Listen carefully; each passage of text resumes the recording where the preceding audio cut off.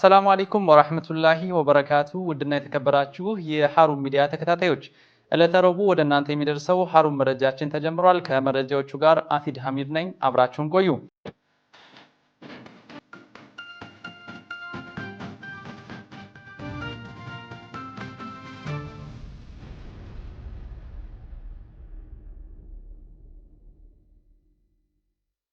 ሱና ዩኒቨርሲቲ አራተኛውን ዙር የመሻይኾች ምርቃት በታላቅ ድምቀት ሊያካሂድ መሆኑ ተገለጸ። በታዋቂው ዓሊም ዶክተር ሼህ ሙሐመድ ሐሚዲን አሰባሳቢነትና በሌሎች ወንድሞች አጋዥነት ከ8 ዓመታት በፊት ጉዞውን የጀመረው ሱና ዩኒቨርሲቲ በአራተኛው ዙር ያሰለጠናቸውን መሻይኾች የፊታችን እሁድ ጥር 24 ቀን 2018 ዓመተ ልደት በኢንተርኮንቲኔንታል ሆቴል ያስመርቃል። ዩኒቨርሲቲው ይህንን የምርቃት መርሃ ግብር አስመልክቶ ትናንት በሰጠው መግለጫ እንዳስታወቀው በዕለቱ 43 መሻይኾች በመጀመሪያ ዲግሪ ይመረቃሉ።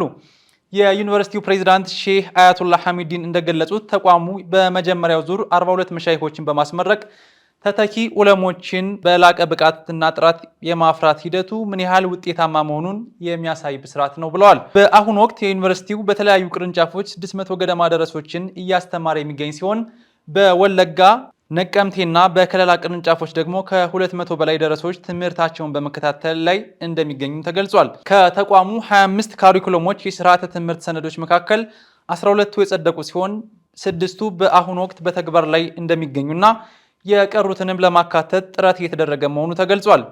የሱና ፋውንዴሽን ማኔጂንግ ዳይሬክተር ዶክተር ኑሩ መሐመድ በበኩላቸው ሱና ዩኒቨርሲቲ በቀደሙት ዘመናት በሀገራችን የገጠር ሀሪማዎች ይሰጥ የነበረውን የዲን ትምህርት ሸሪዓ መሰረቱን ሳይለቅ በዘመናዊና በተደራጀ መልኩ ዑለሞችን ለማፍራት እየሰራ መሆኑን ገልጸዋል። ይህንን ተተኪ ዑለሞችን የማፍራት ሂደት ሙስሊሙ ማህበረሰብ በገንዘቡም ሆነ በእውቀቱ ከጎኑ በመቆም እንዲያግዝም ጥሪ አቅርበዋል። የፊታችን እሁድ በኢንተርኮንቲኔንታል ሆቴል በሚካሄደው በዚህ ደማቅ የመሻይኾች ምርቃት ላይ መላው እውቀት ወዳድ ሙስሊም እንዲታደም ዩኒቨርሲቲው ጥሪውን አቅርቧል።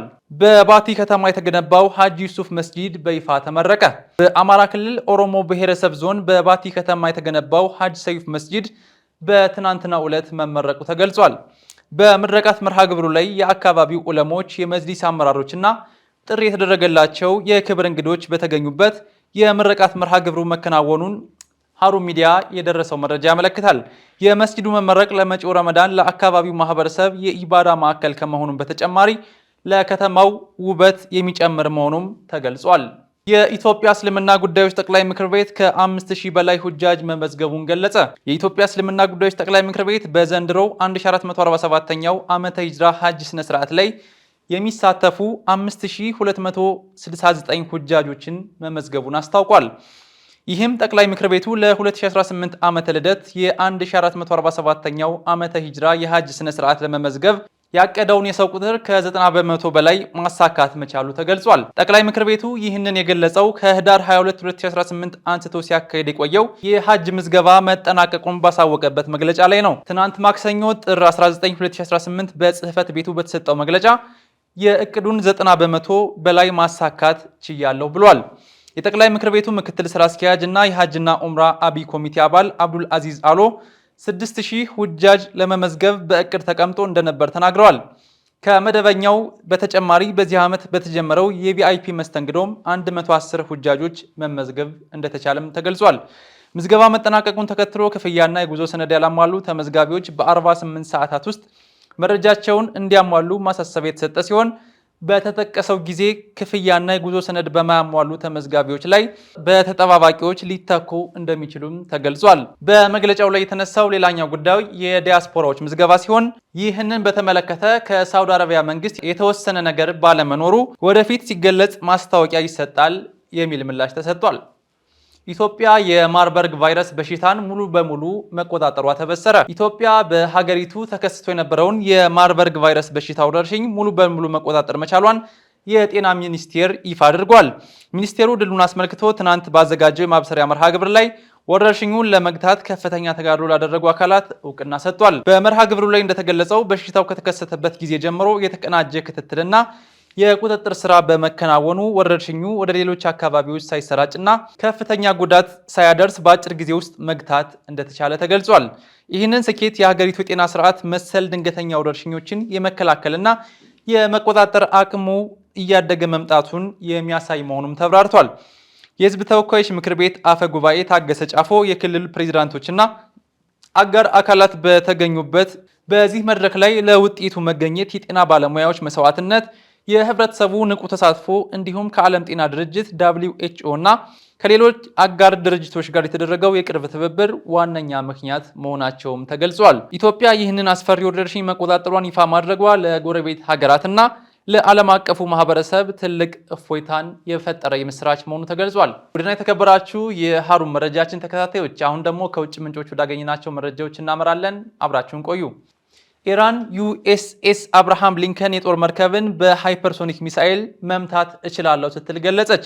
በመካከለኛው ምስራቅ ያለው ውጥረት እጅግ በከፍተኛ ሁኔታ እየጨመረበት በመጣበት በዚህ ወቅት የኢራን ወታደራዊ ባለስልጣናት ዩናይትድ ስቴትስ ባህር ኃይል ንብረት የሆነችውን USS አብርሃም ሊንከን ግዙፍ የአውሮፕላን ተሸካሚ መርከብ በላቀው የሃይፐርሶኒክ ሚሳኤል ቴክኖሎጂ ማስመጥ እንደማይሳናቸው ገልጸዋል። የኢራን አብዮታዊ ዘበኛ IRGC ከፍተኛ መኮንኖች እንደገለጹት መርከቧ ለኢራን ስጋት ሆና ከተገኘች በሃይፐርሶኒክ ሚሳኤል ኢላማ ትደረጋለች ብለዋል።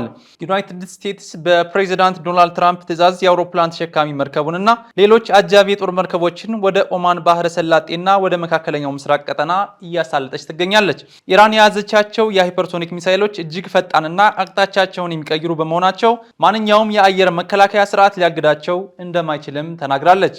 ገለልተኛ የጦር መሳሪያ ተንታኞች ግን የኢራን ሚሳይሎች በተግባር ያላቸው ብቃት እስካሁን አልተረጋገጠም ይላሉ። የአሜሪካ የጦር መርከቦችም ዘመናዊ ራዳርና ሚሳኤል መከላከያ ስርዓቶች የታጠቁ መሆናቸውን ይጠቅሳሉ።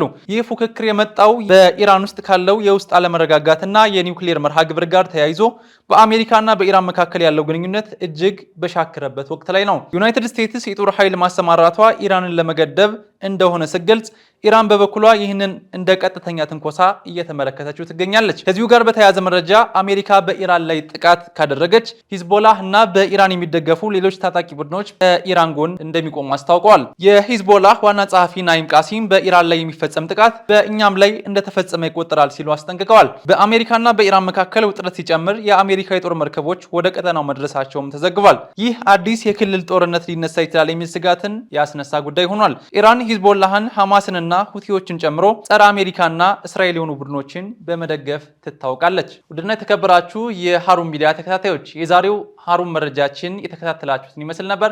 ከመረጃዎቹ ጋር አቲድ ሐሚድ ነበርኩ። በሌላ የመረጃ ሰዓት እስከምንገናኝ አሰላሙ አለይኩም ወራህመቱላሂ ወበረካቱ።